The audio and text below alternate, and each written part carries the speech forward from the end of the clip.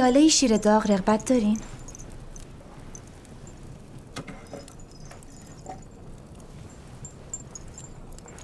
شرم شما به حدیه که انگار تا به حال با دختری هم کلام نشدی. دختر نمیدونم، شاید حجم باطن بوده یا نداشتن مجال؟ راستش دلبری آسمون مجال هیچ نگاهی به جمشید نداد. پس یکم سربزیر شو، منجم باشی.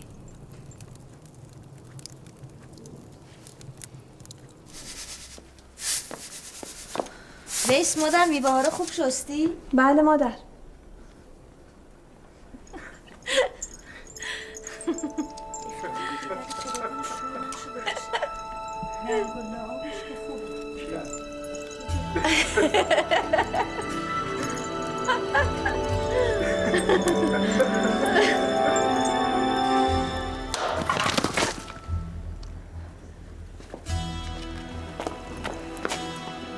چی شد؟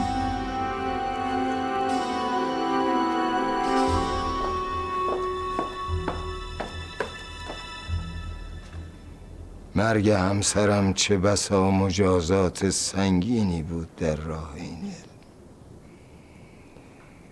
40 سال ریاضت کشیدم تا بتونم رموز علوم غریبه رو دریابم. حکیم، طب تو بر چه پایه‌ایه؟ در حد نیاز مردم و بضاعت خدا. آقا جان، شما جمشیدو ندیدین؟ سری به سردابه بزنی بد نیست. همه جا رو گشتم، حتی بام نیست. نیست؟ ای بیخرد، اگه به دست شبروان داروغه بیفته چی؟ نگران نباش حکیم، عبدالغفور میدونه کجا پیداش کنه. انصاف نبود مادر، انصاف نبود، رفتنت انصاف نبود.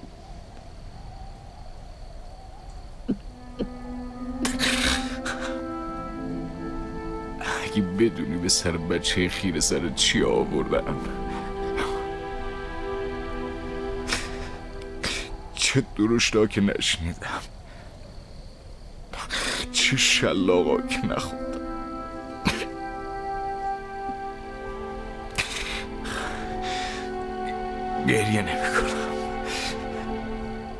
گریه نمی کنم.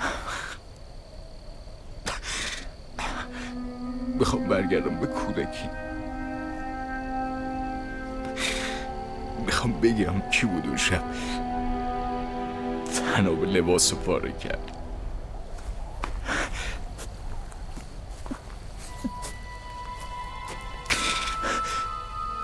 میخوام تو اون سردو حبسم کنی تا ابد.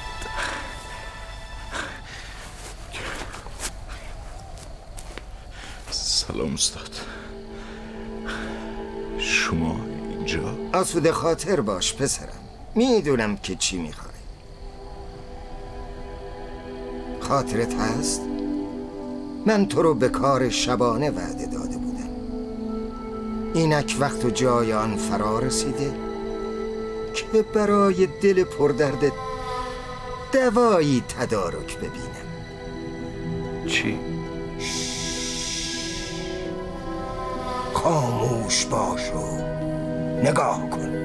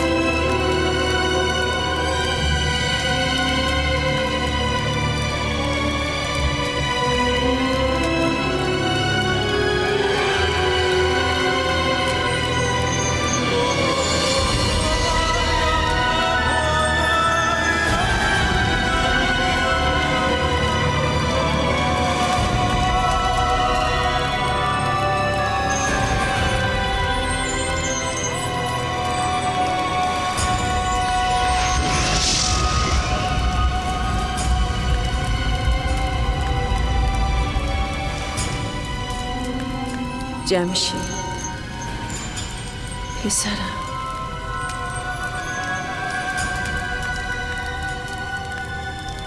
چرا پریشونی؟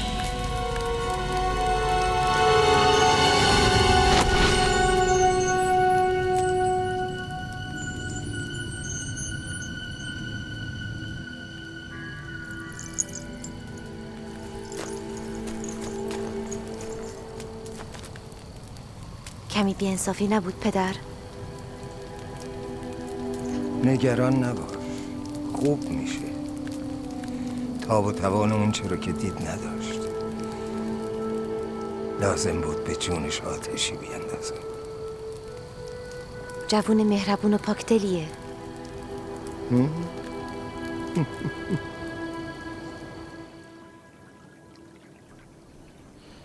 بگم اونم که بهتری.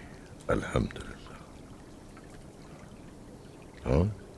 جمشید؟ خوبی؟ خوبم. چقدر وقتی که بیهوش بودم خاصی از شب و نیمی از روز. استاد عبدالغفور و دخترش کجا؟ آی بانو؟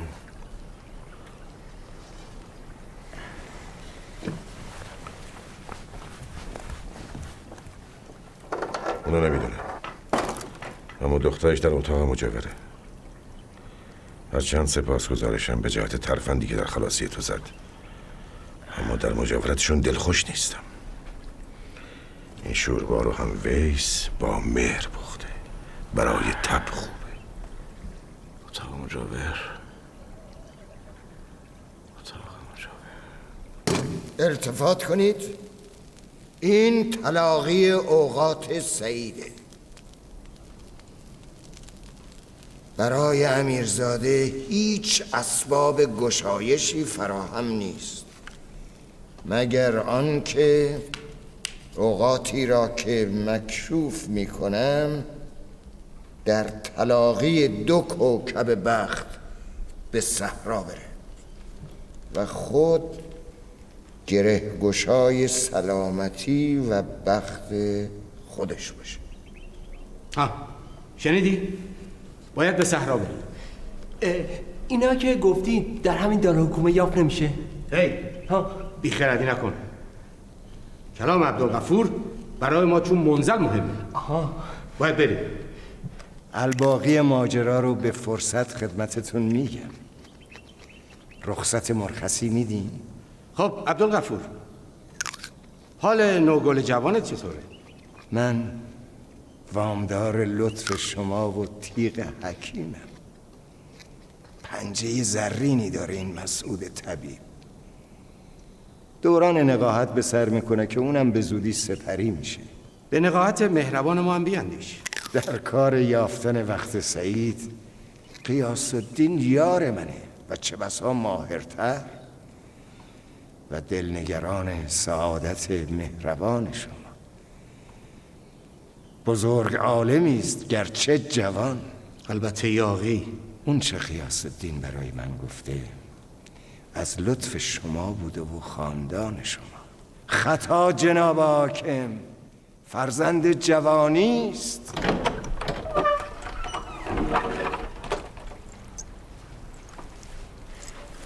چیزی نمیخوای جمشیدم؟ این که میخوام تو نمیتونی خورشید. طلب کن عزیزکم. خواهر جونشو هم بی هیچ حرفی برات میده. جون دلگرمیمه به خدا، دلگرمی، ولی دلم دیگه طلب هیچی نداره. به نظر که خیلی بهتری. باید برام تعریف کنی دیشب چی شد، مو به مو. من شما دوتا رو تنها بذارم روانم آسوده تره.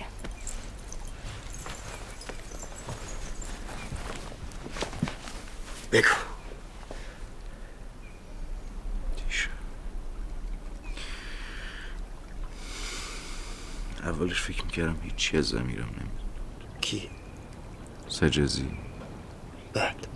بعدش این مرتبه هرچی میخواستم نشونم داد. هرچی میخواستم عذاب بود دیشه. کاش بودیم اونجا. همه چی میدونه. کیمیا، لیمیا، هیمیا، سیمیا، ریمیا. چی بگم؟ ممنوعه. شهر مجازش نمیدونه.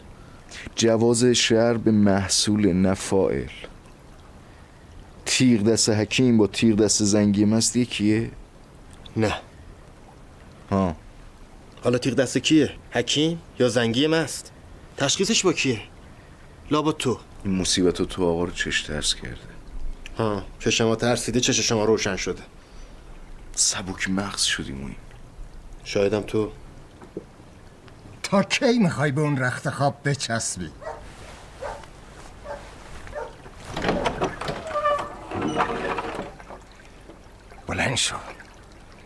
بلند شو بریم اطراف شهر سیاحت. آخه ما غریبی.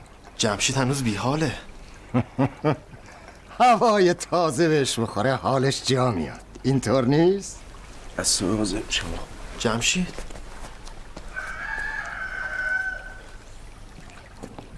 دختر بانوی من، آی بانو، بیا آماده شو تا به همراه جمشید به اطراف شهر بریم.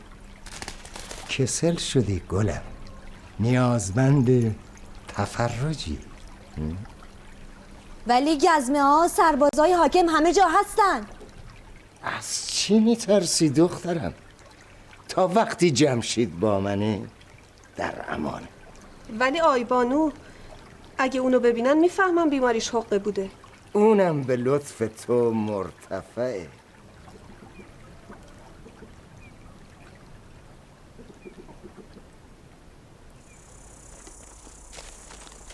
ما رو جایی ببر که بیشتر یاد گذشتت میکنی.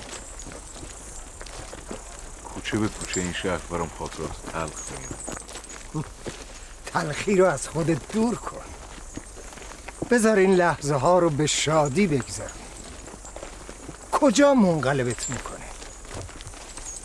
کجا؟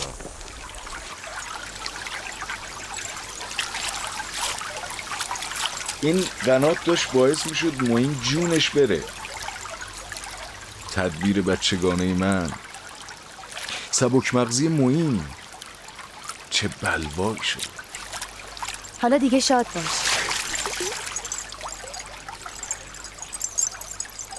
چه نیکو آبی داره این قنات.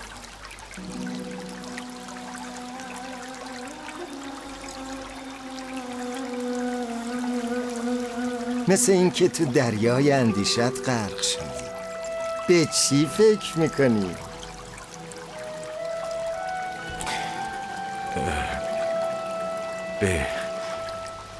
به طباق 2 ستاره کنار هم،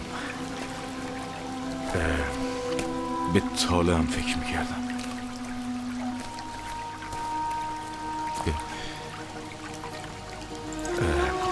تو کار نوشتن زیج فهم تاله خیلی مهمه. البته من اعتقاد چندانی بهش ندارم.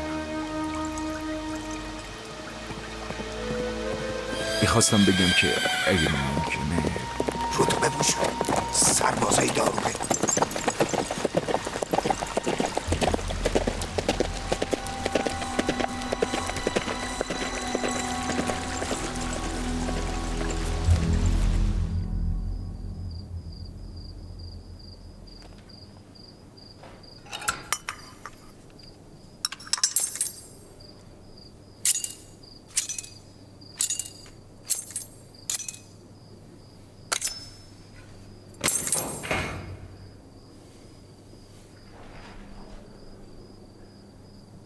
اونجایی؟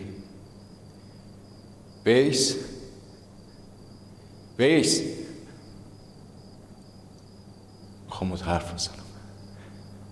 میای پایین؟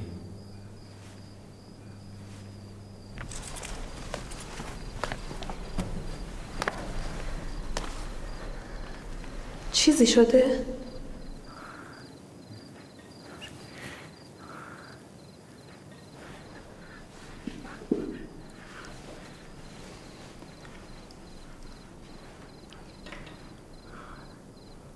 حال غریبی دارم. شاید تو فقط بفهمی. تو تموم این سالها از کودکیمون تا الان بیس تو فقط من فهمیدی.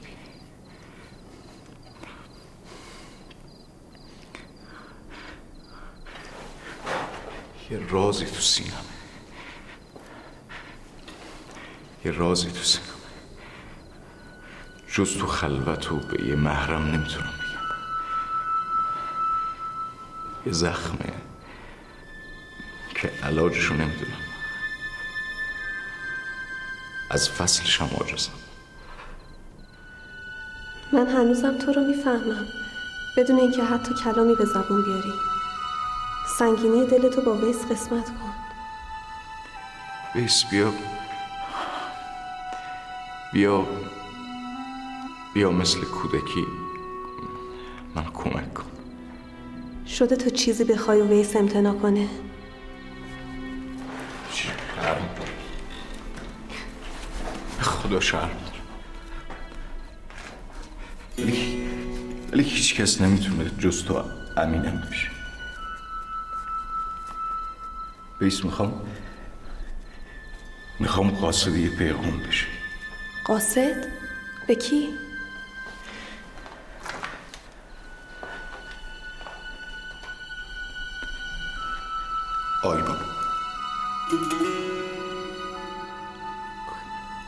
آیبانو؟ از مهرش آتیش به جونم افتاد. هیچی غیر وصلش انگار سردم نمیکنه. 100 بار خواستم راز دلم بگم، ولی هر بار پیش آمد چیزی نشد. هر بار انگار زبونم سنگین میشد. میترسم زبونم از کف بره بیست.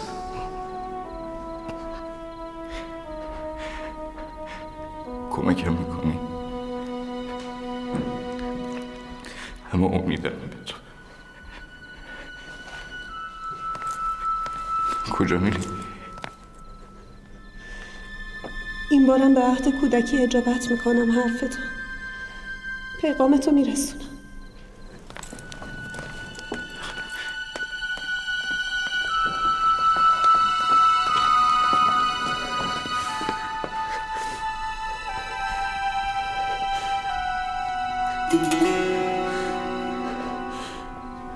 حاکم و با سیاست و ترفندی که میدونستم تهییج کردم به ملاطفت با تو.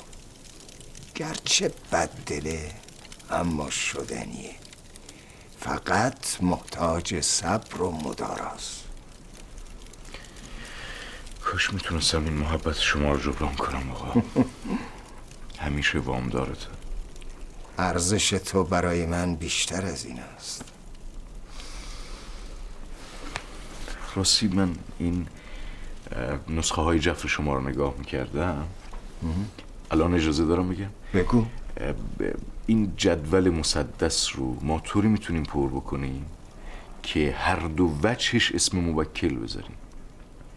با این لحاظ دیگه کلمه ایل هم نیاز نیست که آخر کلام بیاد. درسته؟ یعنی به قدرت خود عدد اسم کامله. به شعور تو شکی ندارم، اما خطات اینه که ای پسره ابله، با منی؟ مگه جز تو ابله دیگه ای هم اینجا هست؟ بیا بیرون. عذر تقصیر. عقلت زایل شده یا حیا رو نمیشناسی؟ دختری که اسمت روش قاصد عشق و عشقت میکنی؟ اگه مادرم زنده بود جرأت یه همچین جسارتی به خودت میدادی؟ ویس و ملعبه دست خودت کردی که چی بی‌غیرت؟ بذار منم حرف بزنم. چه حرفی؟ اصلا اینطور که تو میگی نی. درست شنیدم؟ این مجادله شما به خاطر منه؟ نه، حرف دیگه ای بود. بی حرف. تو منو چی دیدی که به خودت اجازه این گستاخی رو دادی؟ چه گستاخی؟ لا اله الا الله. هر چی گفتم حرف دلم بود. حرف دل؟ تو ضعیفی. هر کی با تو کلامی رد و بدل میکنه دل میبازی. تحویل بگیر جناب جمشید خان، نوش جونت. چی شده؟ ما از این خونه میریم. من قصد بیادبی نداشتم. شاید انتقال درست اتفاق. خب یه دقیقه صبر کن. استاد خوشی چرا با من اینجور میکنی تو؟ واقعا صبر میکردی صبح.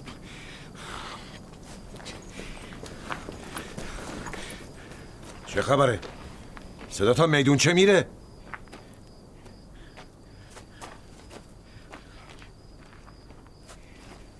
باز چه بلواییه؟ صدا تا دیوان میره؟ چی بگم؟ شازده پسرتون زیادی بار زده و مثل چارپا زیر بار مونده. شور عشق دختر جنگیر افتاده به سرش. اونام که نازکتب شال و کلا کردن و رفتن.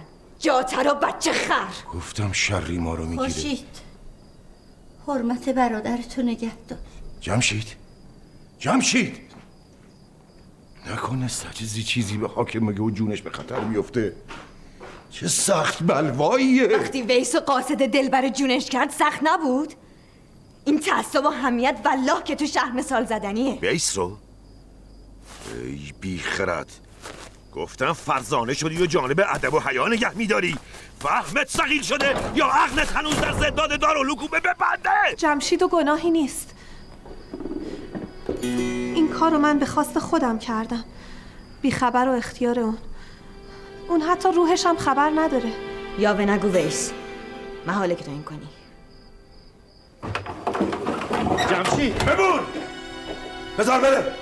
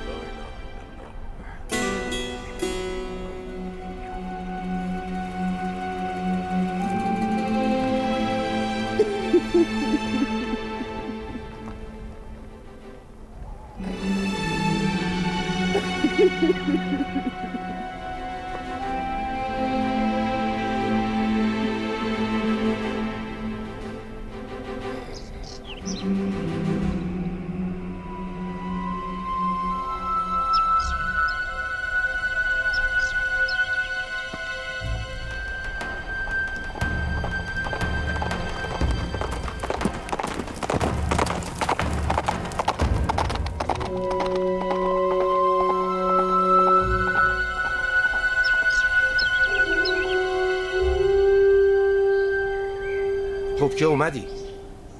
میخواستم سواری پیت بفرستم که مبادا خیال فرار به سرت زده باشی. من تخت بند جناب علامه یه عرضی داشتم اگه قابل بدونین.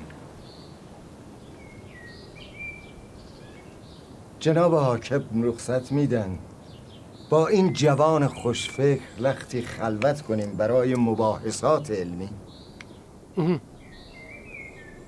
عذر تقصیر آقا، من نمیخواستم شما. مرام مردم شماست که جفا پاداش نیکی میدن. بعد ترفند زدم و جون دخترمو به خطر انداختم تا اسباب فرجت فراهم بشه. کم سرشار از لمحات ریمیا و سیمیات کردم. مکش از دقایق جفر گفتن. این بی آبرویی پاداش ما بود. فرصت بدید یک کلام بگم ملالتون ازم کم بشه. آخه جوان، اگه مهرت به دلم ننشسته بود که الان تو چنگال شغالای داروغه بودی. لطف شما سرمه چشمامه. به خدا بنده همه محبتاتون. دستم بسته، سرم به زانومه. یه عرضی داشتم، یه حاجتی. پدر شما اینجا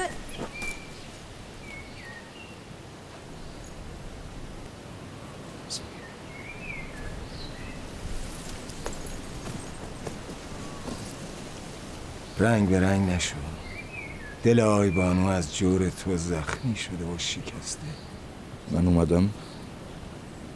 اومدم رازمو بگم. راز سربسته ای تو رو با دف و نی به آواز میخونم. تشت عاشقی پر صدا افتاد و شکست. مهر دخترتون شده ناهید دلم آقا. محبت رو در حقم تموم کن. منو کنارش ببینید آقا. وجودم تا به این حرارت رو نداشت. صبوریم از کف رفت. تو رو مثل پسرم دوست داشتم. البته آیبانو در این باره باید خودش فکر کنه. اجازه بدید من خودم ازش تمنا کنم. اونم به وقتش. قدم اول آرامش دل عبدالغفوره. چطوری؟ عجله نکن. زمان محک میرسه.